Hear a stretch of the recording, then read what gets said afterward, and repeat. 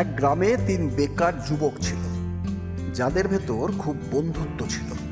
বেকার থাকায় তাদের একদমই রোজগার ছিল না। তারা চাইছিল কিছু একটা কাজ করে রোজগার করতে।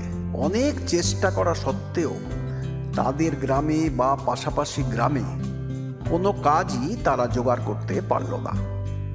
ওই ৩ বেকার বন্ধু বুঝে গেল গ্রামে থাকলে কোনো কাজই পাওয়া যাবে না।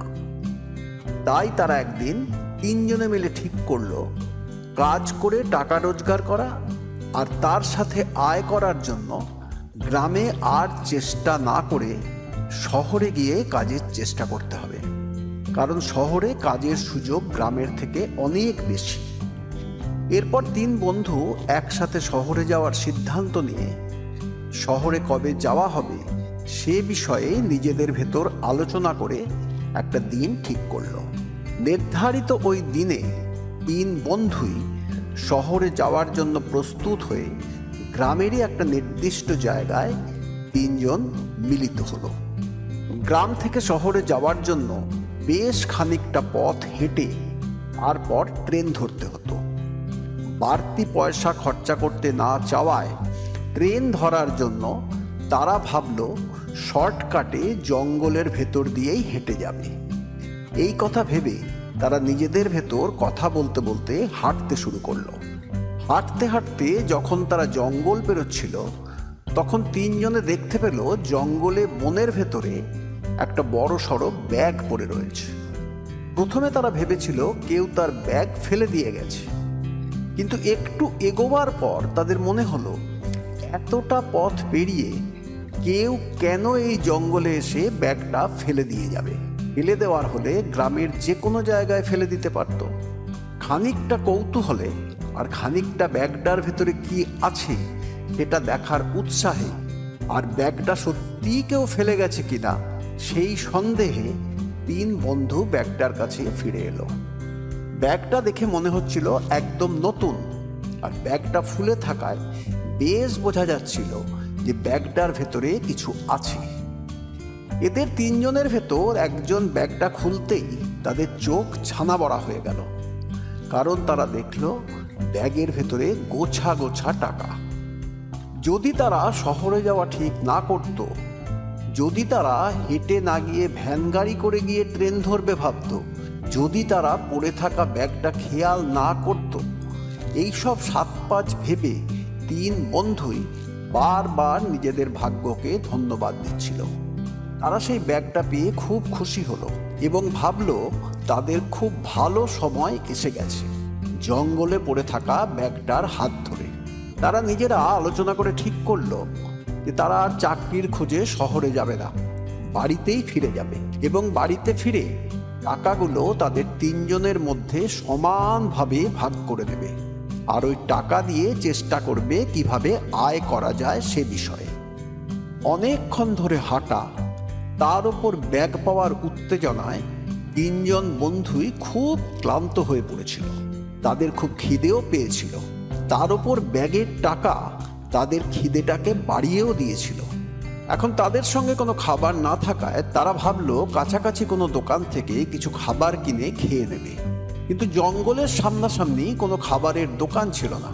তখন তারা ঠিক করলো টাকার ব্যাগটা নিয়ে ঘোরাঘুরি করা একদম ঠিক কাজ হবে না। সেক্ষেত্রে আলোচনা করে তারা ঠিক করলো 2 জন টাকার ব্যাগটা নিয়ে এখানেই অপেক্ষা করবে এবং তাদের ভেতর যে কোনো একজন সামনে গ্রামের ভেতরে গিয়ে যে 2 জন ব্যাগ পাহারা দেবে তাদের জন্য খাবার কিনে নিয়ে আসবে। বন্ধুদের ভেতর একজন বাকি 2 বন্ধুর জন্য খাবার কিনতে পাশের গ্রামে গেল এবং বাকি 2 জন টাকা ভরা ব্যাগ নিয়ে অপেক্ষা করতে লাগলো।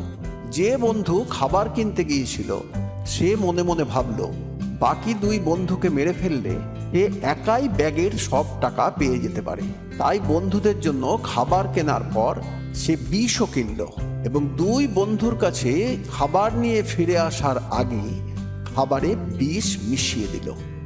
অন্যদিকে বাকি 2 জন বন্ধু যারা টাকার ব্যাগ আগলে বসেছিল তারা নিজেদের ভেতর ফন্দি আটছিল, তারা যদি খাবার আনতে যাওয়া 3য় বন্ধুকে মেরে ফেলতে পারে তাহলে তারা 2 জনে নিজেদের ভেতর ব্যাগের সমস্ত টাকা ভাগ করে দিতে পারবে।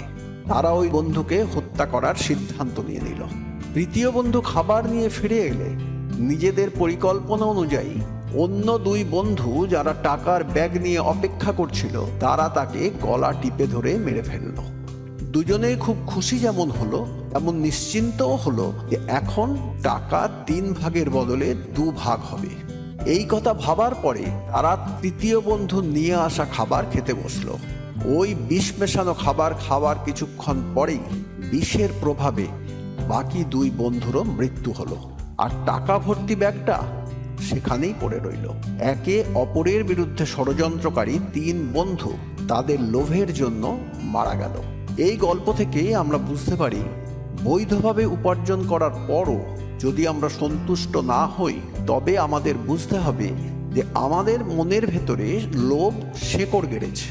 কারণ যে কোনো লোভী ব্যক্তি যে পরিস্থিতিতে থাকে সেই পরিস্থিতিতে সে খুশি থাকে না, যার জন্য তার কাছে যা আছে তাতে সে অসন্তুষ্ট এবং অযৌক্তিকভাবে আরও বেশি পাওয়ার জন্য কামনা করে। লোভকে আরও বেশি পাওয়ার আকাঙ্ক্ষা অন্যের সম্পত্তি হাতিয়ে নেওয়ার তাগিদ হিসেবে বর্ণনা করা হয় এবং এটা একটা মারাত্মক মানসিক রোগ হিসেবেও বিবেচিত হয়। লাগামহীন লোভ মানুষের চাহিদাকে এমন পর্যায়ে নিয়ে যায় যেখানে তাকে তার সীমার বাইরে ঠেলে দেয়। মানুষ তখন তার নৈতিক মূল্যবোধ হারিয়ে ফেলে, যা তাকে দুর্নীতি ও পাপের দিকে টেনে নিয়ে যায়। কেউ লোভের জন্য পাপ করলে লোভ তাকে ব্যর্থতা এবং ধ্বংসের দিকে অবশ্যই নিয়ে যাবে। এখানেই শেষ আজকের গল্প। গল্পটা ভালো লাগলে সাবস্ক্রাইব ও শেয়ার করুন। পরের ভিডিও পেতে বেল আইকনে ক্লিক করুন। ভালো থাকুন, সুস্থ থাকুন, নমস্কার।